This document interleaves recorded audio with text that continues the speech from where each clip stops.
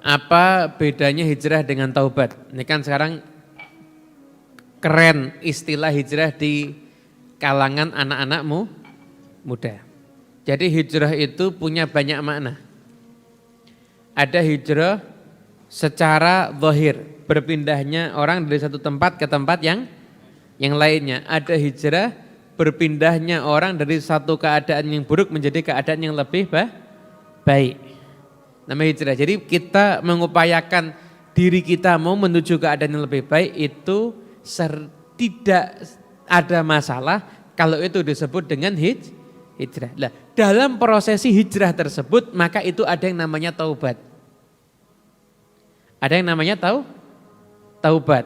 Taubat itu gimana? Taubat itu adalah kita memohon ampun kepada Allah Subhanahu wa taala dengan kita menyesali dosa yang telah berlalu dan kita kemudian berharap di masa yang akan datang Allah Subhanahu wa taala mengampuni kita dan Allah menjaga kita dari segala macam perbuatan dosa. Itu taubat. Jadi taubat itu minta ampun atas semua dosa. Dan taubat itu punya dua cara pandang. Cara pandang ke belakang kita sesali, namun kita juga harus optimis memandang masa depan. Hanya menyesali dosa itu enggak boleh. Hanya menyesali dosa itu enggak boleh. Kenapa? Takutnya putus asa dari rahmat Allah. Enggak pernah menyesali dosa, taubatnya menjadi kurang sempurna. Kamu dosa, oke, kamu pernah berbuat dosa, tapi jangan lupa Allah pintu rahmatnya masih terbuka lebar. Kita harus kejar rahmatnya Allah Subhanahu wa taala. Allah pasti akan mengampuni orang yang mau bertobat. Itu taubat. Hijrah itu rangkaiannya banyak. Di antara rangkaian hijrah adalah bertobat. Kemudian satu mungkin mengubah penampilan, satu mengubah teman-teman duduk. Nah, hijrah itu bagus, namun hijrah itu tetap harus dalam bimbingan guru. Jangan sampai dulu kamu punya dosa. Dosanya misalkan membuka aurat. Yang laki misalkan sering pakai celana pendek. Ketika kamu hijrah, kamu pakai pakaian yang menurut kamu itu bagus, tapi kamu akhirnya punya dosa berikutnya. Apa? Menyepelekan orang yang belum hijrah. Ini enggak boleh.